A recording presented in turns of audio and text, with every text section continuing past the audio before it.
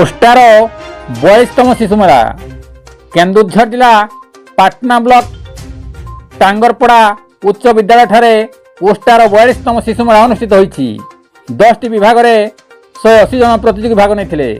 पुरस्कार वितरणी उत्सव में स्कूल प्रधान शिक्षक मकध्वज महांत सभापति एवं मुख्य अतिथि भाव राज्य ओष्टार प्राक्तन संपादक कान्हूचरण सामल जोग देथिबा बेले विशिष्ट अतिथि भाव जिला ओष्टार कार्यकारी सभापति सुधाकर पण्डा जोग देथिले।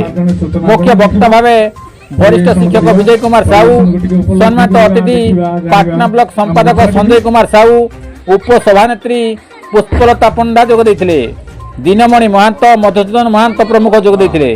कार्यक्रम में सुनील कुमार पंडा, सूरज कुमार सिंह, पीतवास नाहक, बुधदेव देहुरी, महेश पात्र, हिमानी महांत, मिनती पात्र, नलिनी साहू, जमुना नायक, रवींद्र महांत प्रमुख सहयोग करथिले।